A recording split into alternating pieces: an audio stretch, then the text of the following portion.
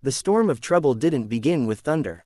It began with silence. A silence so deep, so wrong that it made the hardened biker President Rowan Maddox freeze in place as he stared at his ringing phone lying abandoned on the diner counter. His daughter, 16-year-old Arya, who never went anywhere without texting him at least once an hour, had gone missing. Her backpack was found tossed near an alley, and the security camera showed her being pulled into a van by a man whose face Rowan swore he would never forget.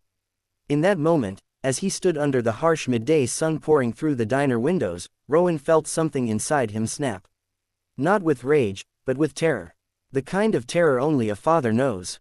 Before we continue, if you believe in kindness, second chances, and standing up for what's right, make sure to like, comment, share, and subscribe to Kindness Corner. It truly helps keep stories like this alive. Rowan Maddox was no ordinary father. He was the president of the Iron Reapers Motorcycle Club, a group feared on the highways, but deeply respected in their community for protecting the vulnerable. Despite his intimidating tattoos and battle-worn leather vest, Rowan was known for his compassion, especially when it came to his only child. Arya had been the bright thread weaving hope into his rough life. She loved photography, stray dogs, and riding on the back of her father's bike during early morning sunrises. She softened him, she changed him, and now she was gone. The kidnapper's name surfaced within an hour. A drug dealer named Kieran Vale, a small-time menace with a dangerous streak. He had recently been chased out of the Iron Reapers' territory for selling to minors. And Rowan had personally warned him never to return. But vengeance comes in many shapes, and Kieran found the one way to strike Rowan where it hurt most. He kidnapped Arya in broad daylight. The sun was high, filtering through the clouds and casting long shadows across the abandoned industrial district as Rowan and his men prepared for what lay ahead. Their boots echoed against the concrete ground, their leather vests creaking as they moved with purpose. Rowan's heart pounded loudly in his ears, but on the outside he was stone, a silent storm waiting to break. Every step he took carried the weight of his guilt. He had been so busy protecting the town, he forgot that danger could strike from the shadows closest to home. As they approached the warehouse where Kieran was hiding, Rowan's thoughts spiraled. He remembered holding Arya when she was born, a tiny bundle with a soft cry that melted his hardened heart. He remembered teaching her how to ride her first bike, not a motorcycle, but a little pink bicycle with streamers on the handlebars.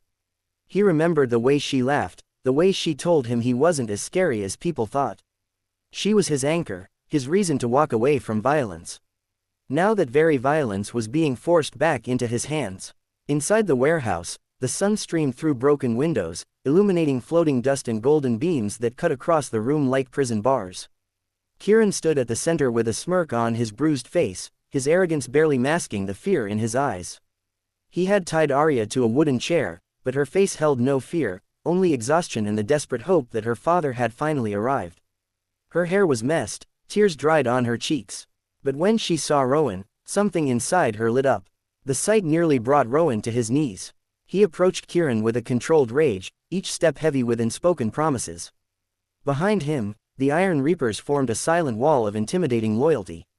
Rowan's voice was calm, even gentle, but it carried a weight that made Kieran's confidence crumble.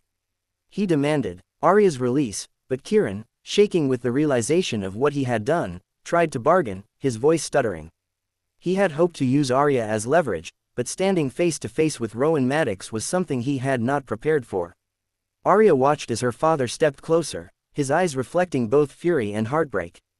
The sunlight revealed the tears he fought to hold back. Rowan wasn't a perfect man. His past was messy, his knuckles scarred, his temper fierce. But his love for Arya was pure and unwavering. In that moment, she realized he had always been her protector, even when she had pushed him away during teenage arguments. Rowan freed his daughter with steady hands, brushing her hair away from her face as he whispered that she was safe. She collapsed into his arms, shaking, and he held her tightly, the relief washing through him like a cleansing wave. The daylight pouring into the warehouse made the moment feel almost holy. A father reunited with his child under beams of gold. The club members handled Kieran, ensuring he would never harm anyone again.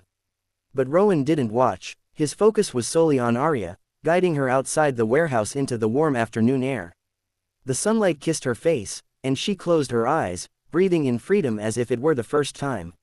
Rowan crouched before her, brushing dirt from her hands, apologizing through trembling breaths. Arya placed her hand on his cheek and told him it wasn't his fault.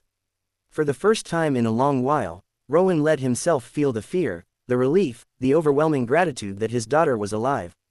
As they stood by the motorcycles, the world felt strangely quiet. Arya leaned into her father's side, and Rowan wrapped an arm around her, holding on as if letting go might make her disappear. The other bikers watched with softened expressions, the camaraderie and loyalty among them stronger than words.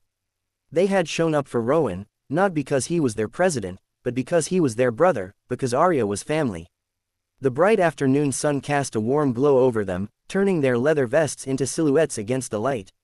Rowan helped Arya onto his bike, adjusting her helmet with gentle hands.